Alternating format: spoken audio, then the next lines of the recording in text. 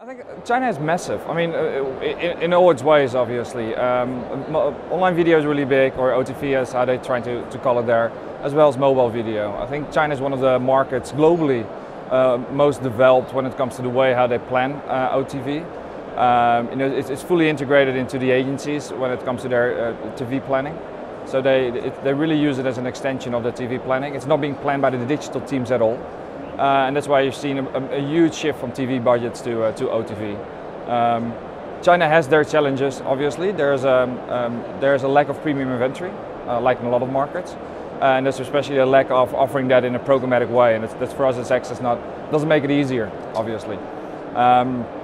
If you look at mobile video, which is rapidly growing there as well, it's a good opportunity for advertisers on both sides. The adoption of iPads and tablets in general to watch mobile video on is growing rapidly, especially in what they call the Tier 1 cities. So that's Shanghai and Beijing and sort of the east side of China.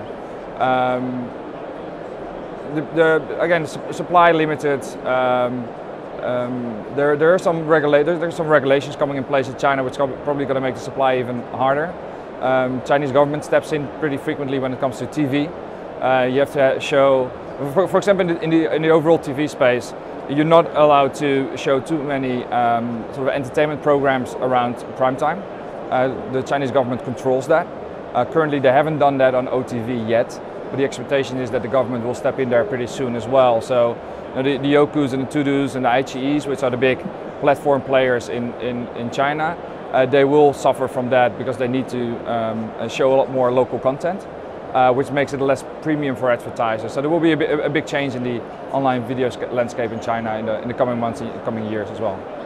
If we take APAC, so if you include Australia in that, I think Australia is on par with a lot of European markets when it comes to development. Also there's a huge supply issue. I mean, currently you see it's a little bit lower now, but it's sort of around May, June. You saw, demand of far beyond obviously supply, even to a point that they started. You had to buy YouTube inventory for like $29 or something, which is outrageous. Let alone the premium stuff that goes up to the $50, $60. So that's a problem in Australia. If you look in the rest of Asia, it's still upcoming.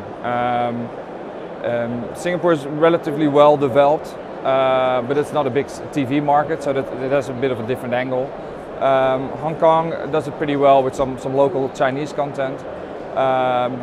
India is a market where video, I think, is being used in a totally different way, more for performance campaigns. So it's very CTR focused, which I think is a bad direction for video in general.